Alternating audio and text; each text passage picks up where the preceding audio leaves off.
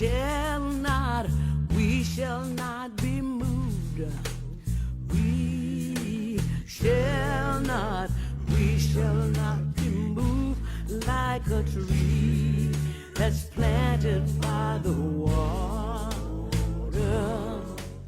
We shall not. So how long have the rats been around here? The rats have been here for about a year and a half, or a year and a half. And it's right next to the playground? Yes. And we basically, and I personally have had to call this, to email and contact the city myself in regards to it, but they kept saying that they're investigating the case, but then it would be closed only a few days later, saying that an investigator was coming by, but when Never seen them. but when they did send somebody, we got that box and basically rats still running around. But we need to do something about it. As they live in nice neighborhoods, they don't deal with the things that we have to deal with here. So it's okay to them to just say this is okay, and why complain? We complain because they wouldn't live this way. Here, they as you see, they're starting to push up the tile. So I took the staple gun and some Gorilla Glue and steel wool and sealed it off. It's still yet today. They still come in, and I can't find where The they're rats coming. are still coming into the house. You don't know where through. Yeah. And so what happens when you call the maintenance people to come fix this stuff? Well, as I was told 2 days ago that they only have 2 work orders, but I know better that I've put in more than 2 work orders. So that doesn't wash with me. Yeah. We've had a carbon monoxide problem. Maintenance said that they only have it that it was replaced 3 times, but in actuality, What was replaced? The carbon monoxide detector. But it's actually been replaced 10 times. And why did they replace the carbon monoxide detector in your apartment 10 times? Because it's been going off, and it's actually went off 12 times, 2 times, because that's why I keep the windows open so we don't suffocate to death in here. So your carbon monoxide detector went off 12 times? Yes. And their response to it each time was that they came and they just replaced the carbon monoxide detector. Yes. Why? Because they say that the detector is not working? Yes, they say that it's faulty, but how many times can you put in a faulty detector? And so what happened when you had to call the fire department? Well, when I called the dispatcher, she told me to get everybody out the apartment. So we get out the apartment. The fire department came. They ran the detectors through here, and it came up 96%. That was the level. And one of the firefighters said at that level you shouldn't even be alive. So that was last week? That was a couple of weeks ago. And that was said in front of the maintenance director.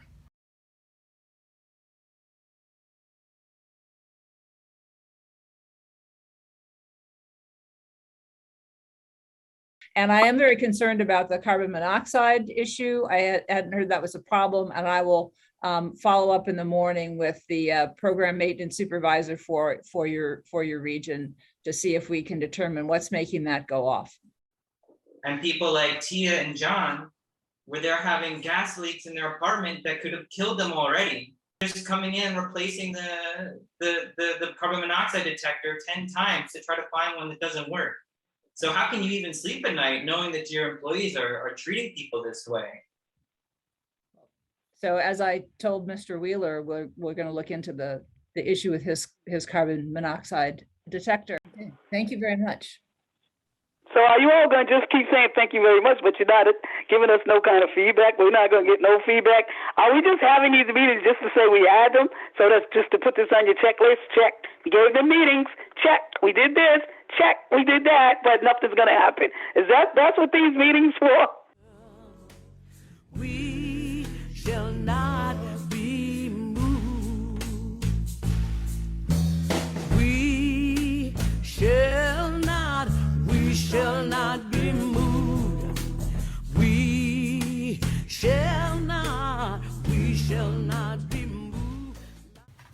they basically let this become a slum, and they letting it get so bad that basically for them they felt that this is justification for, oh, we have to get rid of this because look at how bad this is. They're not even keeping the neighborhood. Look at how poorly run this is and everything. Yes. So it would basically be like, I don't know, from both inside and outside.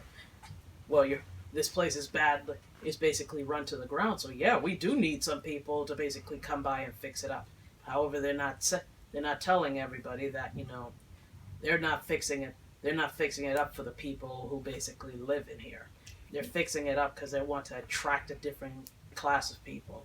Why I feel that they're doing what they're doing. Bromley Heath is a gold mine. This is a gold mine, and the bankers know this here. All big business know that there. So they have to get rid of the people that they feel that aren't worthy of this here, the plebeians, if you will. Get rid of the riffraff, so we can bring in a whole different class of people into this here city. They don't think we know it, but we know why they're doing what they're doing. That's why they want to take down the buildings and put up new buildings and keep the land in their name, but the new management of those buildings can put you out if you don't follow their rules, not Boston housing rules. We don't even know what their rules are going to be. Give it back to tenant management. There's some very intelligent and some educated people here if that's what they're looking for to run the place. There's people who are coming in and helping the people that are here that could help run this place. We don't need somebody to come in and dictate and to take away our homes. We don't need a major corporation to basically take over and basically just only work to get a profit from it, whether it's through mismanagement or whatever. What do you think residents need to do? One of the things I feel that just like it was back in the late 90s, we need to organize. We need to come out in numbers and say, we don't like this. We don't like what you're about to do to us. We want you to come out of our neighborhood. I think that for like the tenants, they kind of have to get to this.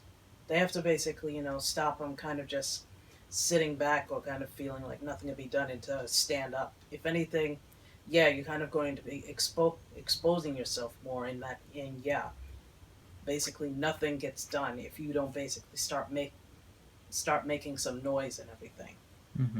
What would you say to somebody who sees all these problems but is afraid to speak out? I would tell them that you have to stand up. Either you're going to stand for something or you're going to fall for everything. And they're throwing everything at you. So therefore, what are you going to do? Are you going to be sheep or are you going to be the people that stand up? Yeah, basically just how much more are you going to allow them to keep pushing you around? Because you hear that from a lot of people. Well, I understand and I feel what you guys are trying to do.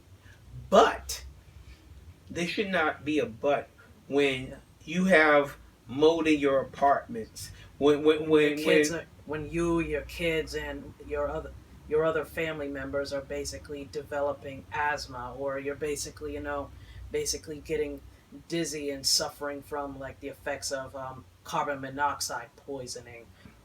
We're standing up, so stand with us. So you already got somebody to stand with you and stand behind you. You just have to stand up yourself. And you take that message to the next person. And you tell them, we're standing up. Stand up with us. Until we get everybody in this community standing as one unit. Then they'll understand our seriousness about tenant management. We shall not be moved.